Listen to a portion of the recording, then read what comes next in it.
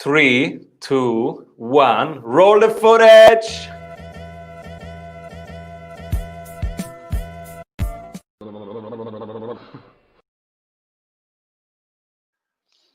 Welcome back, everybody. I'm Severino, your host, and today with us is the founder and CEO of the Collective Campus. His mission is to unlock the latent potential of people to create impact in the world and lead more fulfilling lives.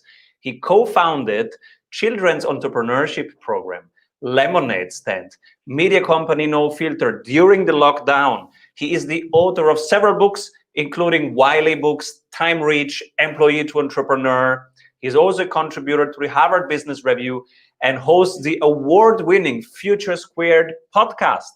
He previously worked for the likes of Ernst & Young, KPMG, Westpac, and Macquarie Bank. Welcome, everybody. Steve Glaveski. Simon, it's an absolute pleasure to be here, and that's probably one of the top 5 introductions I've ever had in my life, so fantastic. Boom, yes. Boom. I'm working on my introduction. I have studied the flow of great introductions, and there are such and such. You're also a big podcaster, and there are such and such. And I was thinking there is a better flow than others, and now I do, as you heard. So for listeners who have a podcast, the flow is what their accomplishments were, what they are up to, and then at the very end, you say the name. Fantastic. Because you have to build up the suspense, tension, the suspense. Who is this person? Who is this person he's talking to who's achieved all these things? I can't wait to find out who he is. Is he talking about Michael Jordan? He's talking about Steve Jobs? No, it's Steve Glaveski. I don't know who that guy is. Exactly. That's the dramaturgy. Exactly. Because if you do it the other way around, now you say the name and then you say that nobody's listening anymore. So, Steve, you are a rock star, not only in Australia, in the world. I just was on your website. You have the coolest website on the planet. People go SteveGlaveski.com. It's a Van Halen inspired website. If you notice the background, it's just like Eddie Van Halen's guitar. Because I grew up, man, with hair down to my waist. You call me a rock star? That's because I wanted to be a rock star when I was a teenager. It didn't quite work out, so I became an entrepreneur, which is like the modern day rock star, right? So here we are. Absolutely, man. And yes, your website rocks. Everybody who has a website should go there, be inspired, and see how a website should look like. It grabs your attention. It wants immediately, I wanted to click something, to do something. It's amazing. The atmosphere is great. It feels like you are at a Metallica concert or Van Halen concert, and it's wonderful. It's like you're right in the mosh pit. Yes. Yeah. And Steve, what are you currently creating? Currently, my current focus is my brand new book, Time Rich. There it is for all of you on the Facebook Live. Byline is Do Your Best Work, Live Your Best Life. So this book actually came out 4 weeks ago. It's available worldwide. And essentially, this book was inspired by an article I wrote for Harvard Business Review 2 years ago called The Case for the 6-Hour Workday. And that article itself came about because I ran a 6-hour workday experiment with my team for 2 weeks, because I found that having spent about a decade in the corporate world, I was anchoring to a lot of old ways of working when I founded my own business. So start work at 8, work through to 7, get home at 8, it's dark, you can't go surfing, you can't see people, your entire life consists of just work. And that's part of that was also looking to signal to the team to set a quote unquote good example by staying back late. But if I was honest with myself, I was pretty much done most days by 2 or 3 p.m. So this 6-hour workday experiment, it acted as a forcing function. It got the team to focus on high value activities. It forced us to automate and outsource the low value activities. It forced us to do away with unnecessary meetings, distractions, and be more intentional about cultivating that flow state where we're a lot more productive rather than just switching tasks all day long.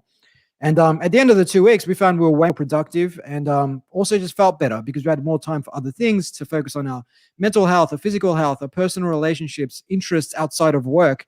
and then you bring all that energy back into work with you. And having seen or having worked with over 100 startups at Collective Campus, having spent almost a decade in the corporate world, having seen how much time people waste on stuff that just doesn't add value, I felt that the need for this book was obvious. And now during the pandemic, where people are spending more time than ever staring at screens, I think it's probably even more necessary now than what it was 2 years ago when I first wrote it. This is so relevant. We are discussing this all the time here in the show, but also in our team. So what is really important? What can we outsource? What can we delegate? And so I'm curious about your thought process, and what did you find out that is not so important, or it is important but it can be outsourced? Was it marketing, sales, fulfillment, admin? It's not necessarily that it's something that you separate based on, say, the value chain, marketing, sales, admin, and so on. I mean, you can outsource aspects of everything, marketing, admin, sales, financial, reporting, basically customer service, anything and everything. But if you're just starting out, you want to look at those things that are repeatable, that are step-by-step process oriented, not very complex, and also low risk, because that way you're spending a lot of time on these tasks, but you shouldn't be ultimately. If they're low risk, if they're repeatable, if you can create a process document complete with like speech bubbles and videos of how to get this thing done and give it to someone else, then you should do that. Especially if your hourly rate, if you consider your hourly rate to be, say, $100 an hour or more than that, but you can get someone to do a specific task that you're currently doing for $10 an hour without compromising the quality to an unacceptable level, well, then you should do that. Otherwise, every hour you're spending on that task, if your hourly rate is $100, you're actually costing yourself $90 because you're doing something that someone would gladly do for $10 an hour. So you could be working on higher value activities, or you could just be going off and getting a coffee with your friends with that time. Because ultimately we need to be more diligent about how we spend our time. And this is something that the Roman philosopher King Seneca argued in his book On the Shortness of Life, where he said, people are frugal when it comes to guarding their personal property, when it comes to guarding their money, but they're not so when it comes to their time, which is the one thing it is right to be stingy with, because time, unlike money, cannot be earned back once you spend it. So it's easy for us to fill our days with back-to-back meetings and all sorts of work commitments because it's a socially validated activity. It makes us feel important. But really, if we step back, if we're objective about how much of that time is valuable, we'll find that it's usually, very rarely is it more than half that time. And we can be spending that time in more effective ways and in more rewarding ways than just sending off more emails late into the night. Absolutely. So last year, I fired myself out of fulfillment, and now I am 2 steps above fulfillment to do exactly that. And so I had one higher value, higher leverage task that I wanted to create time for. It was writing my first book, and so that's what I did. And now I'm writing, and now every week my teams hold me accountable. Every Friday they say, "Okay, Simon, how many chapters did you ship this week?" And so that helps me. So I'm curious, how did you start the process of writing your book? How did you ship it? Now you are in the launch and campaign. Yeah, definitely. I mean, when you talk about writing books, and you mentioned Van Halen earlier, their singer, David Lee Roth, in an interview, he was asked about one of their hit songs, Running with the Devil. They asked him, how long did it take you guys to write that song? And he said, well, it took us about 15 minutes, but we spent 10 years playing clubs and refining our craft or honing our craft, which got us into a position where we could write a song in 15 minutes. Now, writing a book, prior to writing Time Rich, I had written about 500 blog posts of about 1,000 words each. That's like 500,000 words. I'd self-published other books. And when you do that, when you've spent so much time digesting and processing your thoughts, capturing them in the written word, when it comes to writing a book about a topic, you find that you can write it relatively quickly. So for me, it was a matter of practicing what I preach in the book, which is doing away with distractions, making sure this isn't next to my desk all day long, turning off notifications on my screen, making sure I close all the browser windows and use an app like, say, BlockSite or Freedom app to block some of the temptation apps like Twitter, for example, and then just commit to writing, say, 2,000 words a day. And then if I can maintain that, which I tend to do over, say, an entire month, that's 60,000 words. The total length of my book is 70,000 words. So both with my previous book, Employed Entrepreneur and Time Rich, I got the draft done in about 6 to 8 weeks in between that period. And then it went off to the publisher, and then it was just a matter of refining and copywriting and updating it thereafter. But in terms of that, I mean, because I had a publisher in Wiley, they took care of the distribution and everything else that came thereafter. But one thing I will say there as well is, if you are looking to get a publishing deal with a big brand like a Wiley, just having, self-publishing your own book first, and then doing whatever you can, doing all the growth hacking to get that book to the top of the Amazon bestseller chart, and trying to build some kind of a platform, even if it's 5,000 followers on Twitter and 5,000 people in your mailing list. That will set you apart from a lot of, say, academics out there who want to write books but just don't have the following, because publishers want to see that you not only have something important to say, but that you have someone to say it to as well. Absolutely. And now you are promoting the book. How's the promoting part going?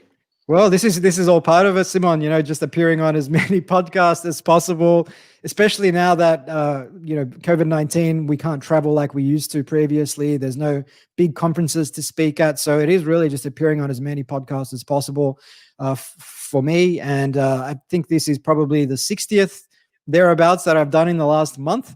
So about 2 podcasts a day on average. So that's been good. But aside from that, it's also a matter of writing articles for various publications. Whether that's Harvard Business Review, whether that's answering questions and being interviewed for various TV, radio, newspaper publications. That's all part of it. And yeah, so far, so good. I mean, it's probably not the ideal time to actually release a book, because retail book sales are actually down 70% because of the pandemic. Book sales have gone down, whereas streaming services, Netflix subscriptions, Disney Plus subscriptions, Prime, all that stuff has gone up because people are spending so much more time at home and less time commuting and less time on trains, reading books, all that sorts of stuff. But hey, when life throws you a curveball, you just have to swing for it, and hopefully you do a good job and at least get to first base. Absolutely. What's the first step when somebody wants to become more time rich? What's the first step that you recommend doing? The first step, I think, is just saying no to more things. That's an easy way to get more time back, because as human beings, we are innately wired to say yes, because if someone requests something from us, we don't want to turn that person down. We don't want to be disliked. So we say yes. That's our evolutionary programming forcing us to do that. But some people like to say that if you say yes to everything, you create serendipity in your life. You create space for opportunities. And that may be so to some degree. But when you say yes to just one thing, you're saying no to everything else. So defining what your objectives are. And then when you are evaluating opportunities, is this going to get you closer to your objectives or not? If not, be diligent, say no, because you only have so many hours in a day, and you should be applying your time to things that are going to get you closer to your goals, rather than placing disproportionate amount of time helping other people. Yes, we should create time to help other people, maybe carve out 3 hours a week, 5 hours a week, whatever it is, where you do say yes to things, but you want to make sure that you cap the downside and you don't go beyond that to the point where you fill up your whole week with commitments and you're just not spending anywhere near as much time as you should on your own priorities. I want to know, how does a day look like, a day in the life of Steve Glaveski? But before, I need to thank the sponsors. Hey, if you love what you are hearing, you will love our free masterclasses. Go grab them at strategysprints.com. One day in the life of Steve Glaveski. One day in the life of Steve Glaveski. I tend to wake up nowadays at about 6 a.m. It used to be 5 a.m., but as you get older, you're like, I could do with a little bit of extra sleep. So 6 a.m. it is, and then it's basically off to either the gym. Gyms currently aren't open in Melbourne, Australia, so we're working out at home. Work out, get outside for some morning sunlight, 20 minutes, walk around the park, meditate for 10 minutes, shower up, and then it's basically off to work at that point. But work is very much a case of, I've got a to-do list already prioritized from the previous day. My day is time blocked, so I know what I'm working on between set periods of the day. Tend to work on average between, say, 9 and 3. Some days more, some days less. It really depends. And then the rest of the day up until about 7, 8 o'clock is allocated to, fun. It's allocated to friendships, to family, all those good things. And then 8 to 10, I tend to wind down. These days, I'm an old man, older than I used to be, of course, like all of us. And by 10 o'clock, I'm very much in bed because, and before I'm getting to bed, it's a matter of what's that wind down process look like? Not looking at my phone in the bed at 9:45 at night or something like that. I tend to make sure that the phone is not in the bedroom. Tend to dim the lights for about an hour before going to bed and wear blue blocker glasses because that helps us release melatonin, which helps us fall asleep. Whereas if you've got all this light from the house lights, the TV, the phone, the laptop, up until you go to bed, that suppresses the release of melatonin. And sleep is so fundamental to performance. The average person should be getting about 8 hours sleep a night because the last 2 hours in an 8-hour sleep cycle are fundamental for emotional regulation, creativity, and problem solving. So we end up becoming better people, less irritable, friendlier, and we make better decisions when we get that full sleep cycle.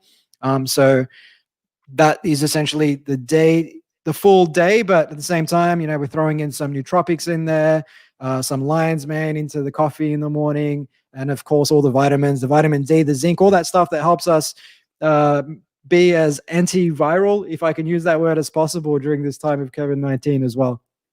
Quite timely, yes. And I'm curious who you nominate for the award.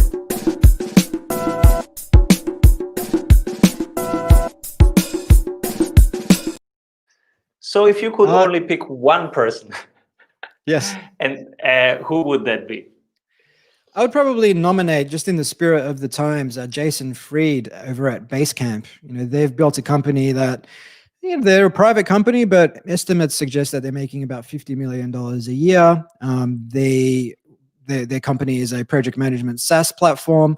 Got about 50 employees, most of which work remotely, and they work 9 to 5. They aren't beating their chests and posting #hustle on Twitter. They realize that once you get to a certain point, the law of diminishing returns kicks in, and you might sit at your desk for 12 or 14 hours a day, but you really aren't doing yourself any service, nor are you doing your company any service. And they've been on the warpath on this topic for a number of years now.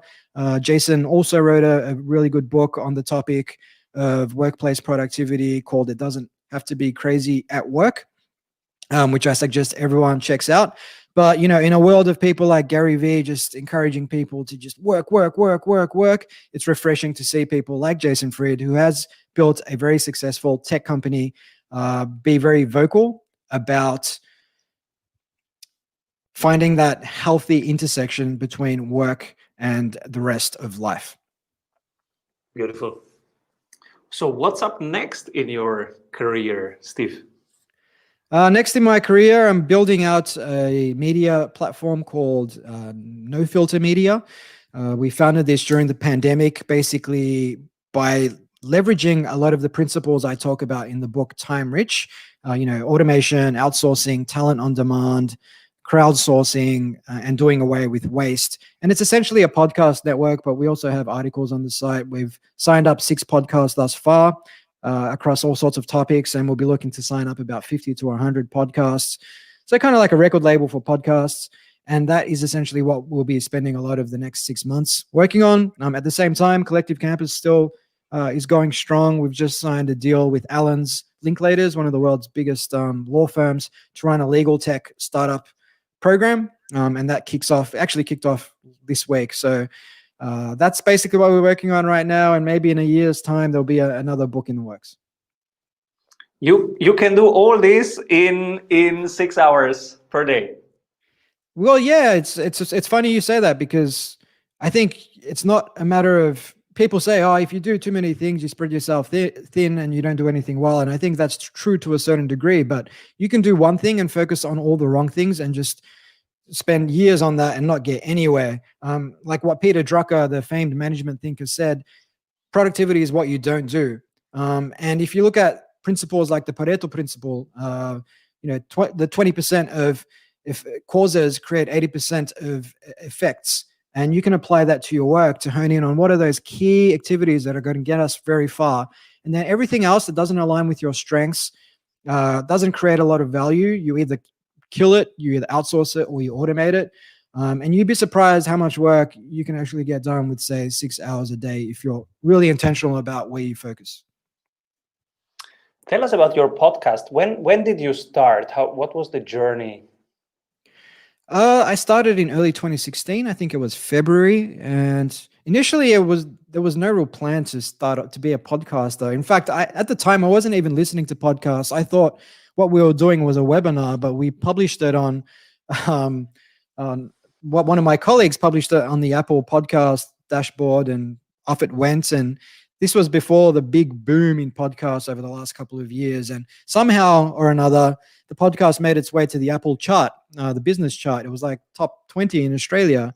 And I think it was episode 6. I thought, well, I'm going to reach out. If we're on the charts, I'm going to use this. I took a screenshot, and then I started reaching out to big names like Steve Blank, for example, and he accepted. And then I realized, wow, I can talk to all sorts of people with this podcast. And it just went from there. And since then, I've spoken with, you name it, Robert Greene, Adam Grant, Kevin Kelly, the list goes on. And it's been such a powerful tool to meet people, learn a lot of things, grow the business, and just have a lot of fun. And, obviously now everybody has a podcast, but that's no reason not to start one. I think it's still one of the most valuable, rewarding things you can do with little to no investment as well. And it's funny because since I have a podcast, I have now a network in Australia, in the US, in all places where I've never could have such a network. What's your experience? How much percent are you living the week connecting to people locally versus globally? Yeah, good question. I mean, the podcast actually, recently we did a big piece of work for a client in Tennessee, in, the American Midwest. And they were big listeners of the podcast. They'd been listening to the podcast for 2 years. This was the head of HR there. And then he reached out and said, hey, love the podcast. We've got this opportunity. Would you be keen to work for us? And so I would say, if I look at, for example, my podcast numbers, about 60% of the audience is actually in the US, about 10 to 15% UK and Europe, and then about 30, about 25% is in Australia and New Zealand, something to that effect. So I'm talking to people all over the world, and I think that's the mindset that you don't need to have, but it's beneficial to have that mindset nowadays rather than restricting yourself to your local market. It's a global marketplace. You've got an internet connection. Nowadays, everybody's working remotely. Not only can you find customers abroad, but you can find talent abroad. You're no longer limited to your local talent pool. You can have someone in Austria, in Brazil, in America, in Canada, in Singapore working for you. And they don't all need to be online at the same time. That's the beauty of, say, asynchronous communication, where we don't expect real-time responses, nor should we. What we should expect is that work gets done to a quality that's good enough. And that something I really stress in my book is, let's stop conflating hours with output or presence with productivity, and let's focus on outcomes. Absolutely. So, Steve, what is currently on your list of things that you want to find out, problems that you want to solve, that you're tackling? Problems that I want to solve, that I'm tackling. That's a loaded question. I think one of the immediate problems I have in my life to solve is how to surf a 5-foot wave, because as an Aussie who only took up surfing 3 years ago, that's something I struggle with. So that's something that I'm working through. I'm solving for that right now. But I suppose more existentially, how do we teach children entrepreneurial thinking? I've built this platform, Lemonade Stand, and we've run that through we've had a few thousand kids come through that program. But in terms of really sustainable learnings that they can take with them into adulthood, I don't think the K to 12 education system really prepares kids for entrepreneurship. It tends to prepare kids to read something and remember it for just as long as they can spit it out on an exam or a test, and then they forget all about it. Doesn't teach them any real world skills. How do we teach them the power of experimentation? How do we teach them to lean into failure as a form of learning? How do we teach them to learn lots of different things and then connect the dots and think critically about things? That, for me, I think is something that I'm slowly working on, but definitely I see others working on in the space. And, the children, it sounds cliche, but they are our future. And I don't think that traditional education is really doing the best job of preparing them for the 21st century. It may have worked 100 years ago, but things have changed so much since then. The job market is changing so much that people need to be more resilient, more adaptable.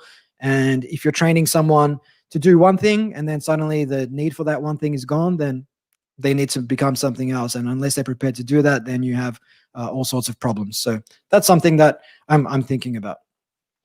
We had guests on this show who are doing exactly that in the US with K-12. And so I will connect you. For example, Graham Foreman was here, VC, who's doing exactly this in the EdTech space. And I will connect you after the show. That would be great. Thank you. Now, I'm super curious. How is your team doing in this funky year? How do you navigate that wave? Yeah, look, I think we're doing okay. I mean, we were working remotely previously, maybe 3 days a week and 2 days on site. Plus, we also had about 25 people around the world that were either, designers, VAs, consultants, facilitators, working, helping us out when we needed them to. So for us, it was a relatively seamless transition. But like a lot of companies, in the first, say, 2 or 3 months of the pandemic, we found that a lot of jobs that were booked either got postponed or canceled. But then around June, July, things started to come back because I felt that organizations and people around the world started to normalize what was happening and started to spend money again. Consumer and business confidence started to bounce back a little bit. But look, like anything, you need to be intentional about how you manage your energy, your emotions during these times, especially if you're in lockdown and you can only see so many people, you can only go to so many places, you only have so much stimulation and distraction in your life. You need to, focus on what you can control, maybe take up some new hobbies at home, maybe exercise, get some sun, go for a run, like do these things that give you a source of energy. Otherwise, if you're just staring at your screen for 12 hours a day and doing very little else, well, then it's no surprise that after a few weeks of that, you'll feel very, very lousy.